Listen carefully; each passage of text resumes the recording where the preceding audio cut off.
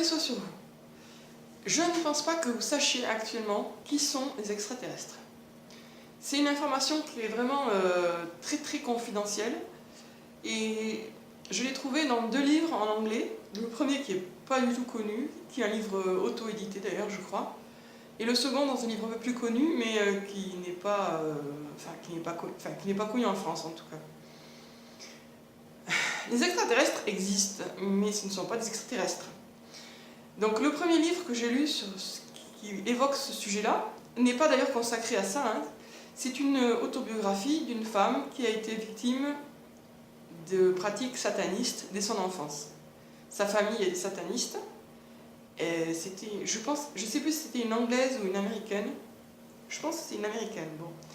Et donc très jeune, elle a été contrainte de participer à des messes satanistes où elle a été violée par son père, enfin vraiment des trucs horribles. Elle a été obligée de tuer des enfants au cours de ces messes satanistes. Et elle n'est pas jeune cette femme, hein. Ce qu'elle raconte c'est des souvenirs qui remontent aux années 50 ou 60. Et quand elle avait 7 ou 8 ans, elle a joué le rôle d'un extraterrestre. En fait, elle et d'autres petites filles ont été amenées dans un endroit, bon elle ne sait pas où exactement, hein, déshabillées complètement, maquillées un petit peu. On leur a mis une espèce de fausse grosse tête. Alors maintenant, imaginez ce que ça donne. Imaginez une petite fille nue avec une grosse tête et de grands yeux, rajoutés, artificiels. Qu'est-ce que ça donne? Ça donne l'image traditionnelle des extraterrestres, du petit gris. Le petit gris égale un enfant avec une tête démesurée. Et bien justement, c'est bien ce rôle-là qu'elle a joué avec ses autres petites filles. Ils se sont retrouvés sur une espèce de scène de théâtre devant des gens. Et elle a bien senti que ces gens-là avaient peur.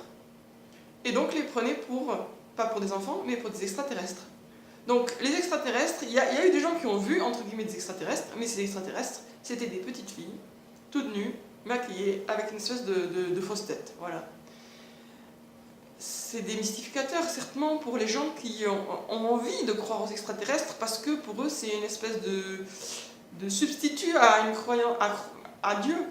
Il y a des gens pour qui les extraterrestres, c'est des êtres très intelligents, très bons. Ben voilà, effectivement, c'est 2 caractéristiques de Dieu. Une intelligence supérieure, absolue pour Dieu, et la bienveillance. Voilà, donc pour beaucoup de gens, les extraterrestres représentent leur passerelle vers le divin. Bon, c'est une fausse passerelle.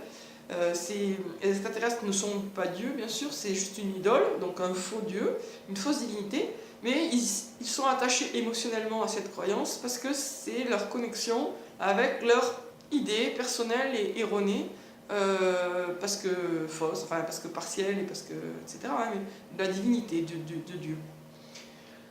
Le second livre que j'ai lu m'a enseigné autre chose, m'a appris autre chose de très intéressant et de très important. C'est que dans ce livre, qui a été écrit par une journaliste américaine, cette journaliste a réussi à obtenir de quelqu'un qui travaillait à l'armée et qui était vieux et presque mourant à l'époque, elle a obtenu des confidences sur ce qui s'est réellement passé à Roswell. Donc Roswell, extraterrestre, Roswell, machin, vous avez peut-être vu le film, des passages du film, où on voit un extraterrestre se faire disséquer. Alors, ce film a l'air vrai, pour une bonne raison, il l'est. Il y a vraiment quelqu'un qui se fait disséquer. Qu'est-ce qui s'est passé à Roswell? Bon, déjà il faut remonter un petit peu avant. Avant Roswell, il y a eu l'auteur de La Guerre des Mondes, je crois bien, La Guerre des Mondes, c'est un roman qui raconte une attaque d'extraterrestres. Bon, ça c'est le premier point.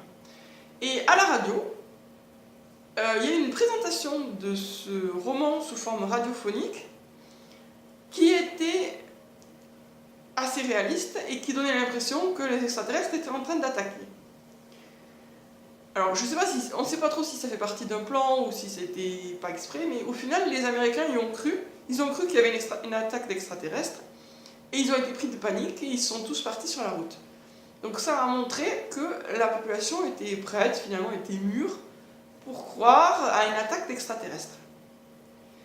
Les Russes ont bien été attentifs à cet épisode, à cette anecdote, à ce fait divers, et se sont dit, ah tiens, les Américains ont peur des extraterrestres, profitons-en. Comment ils en ont profité? Ils ont envoyé des soucoupes volantes. Bon alors, ça présuppose qu'ils sont capables de fabriquer des soucoupes volantes, mais oui, bien sûr, puisque les soucoupes volantes ont été inventées probablement par Nikola Tesla, qui était un grand génie, qui a inventé aussi pas mal de trucs en rapport avec l'électricité. Donc les soucoupes volantes existent depuis longtemps finalement. Elles ont été perfectionnées par les nazis, et donc les Russes à l'époque avaient des soucoupes volantes, comme probablement les Américains, enfin je veux dire, tout le monde avait des soucoupes volantes au final. Donc les Russes ont pris des enfants qui avaient été... alors je sais pas exactement s'ils ont été génétiquement modifiés, je sais pas comment c'est possible, mais ils avaient été aussi... donc soit... Enfin, des enfants qui étaient mal formés, qui avaient été mal formés de façon délibérée, c'est pas très clair ce que je dis, mais je pense que vous comprenez malgré tout, et qui avaient aussi subi des opérations de chirurgie esthétique, entre guillemets, puisque c'était pour les rendre laids et bizarres. Donc ils ont pris des enfants ou des très jeunes adolescents, ils les ont mis dans des soucoupes volantes, et ils les ont fait voler dans ces soucoupes volantes, et ils les ont fait s'écraser aux États-Unis. Et ils ont espéré que... alors je sais pas s'ils se sont écrasés par accident, ou s'il était prévu dès le départ qu'ils s'écrasent, mais bon, au final, ils se sont écrasés aux États-Unis. Donc, les Américains ont trouvé ces soucoupes volantes, avec des inscriptions en russe, puisque c'était des soucoupes volantes russes, et dedans, ces pauvres enfants, victimes, voilà, ils les ont récupérés, ils les ont... Je sais pas s'ils les ont tués ou s'ils étaient tous morts. D'après ce que j'ai compris, il y en avait un au moins qui n'était pas mort. Bon, je pense pas qu'ils aient été très sympas avec lui, euphémisme. Et voilà, et la vidéo de Roswell montre la dissection d'un de ces pauvres enfants. Donc les extraterrestres, ce sont des enfants. En fait.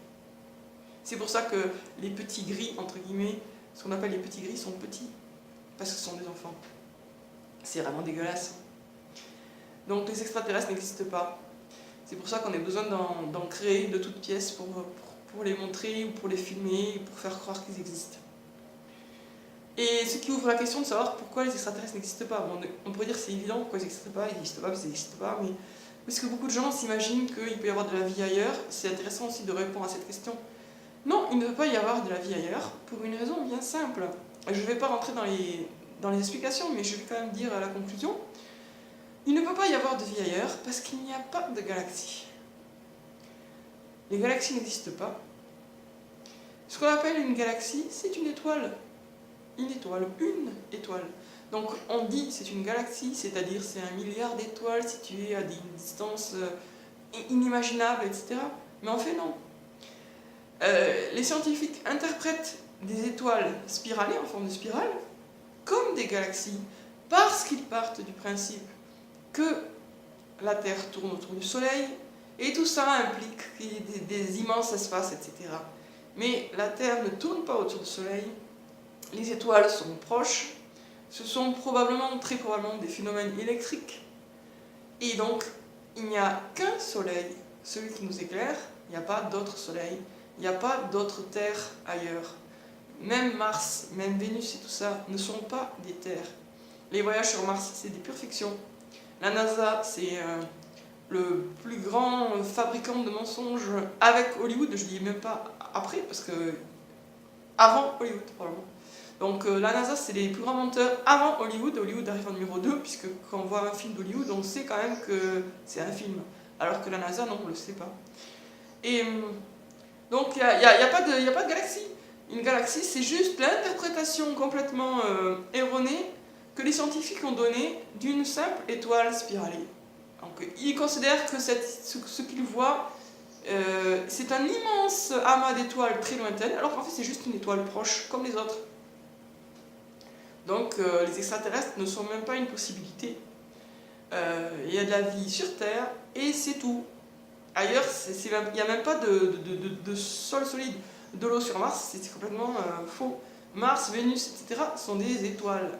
C'est-à-dire que c'est un truc qui brille, c'est pas un truc concret qu'on peut toucher, c'est pas de la terre, c'est pas des rochers, c'est rien. Enfin, c'est pas rien, mais c'est pas des rochers. Pareil pour la Lune, la Lune elle est transparente, on peut voir un peu à travers. Donc clairement, c'est pas un truc sur lequel on peut monter, grimper, voilà. Je donne pas de justification parce que c'est long et voilà, la vidéo va être courte, c'est tout. Bah, de toute façon, mon sujet principal sur cette vidéo, c'était simplement de vous dire, de vous informer que à Roswell, il y a réellement eu des soucoupes volantes, il y a réellement eu des habitants, des gens dans ces soucoupes volantes, mais ce n'étaient pas des extraterrestres, c'était des enfants, des pauvres enfants russes. Et des petits gris, il y en a eu, mais c'était des petites filles, toutes nues, maquillées, avec des fausses têtes. Voilà, c'est tout. À bientôt.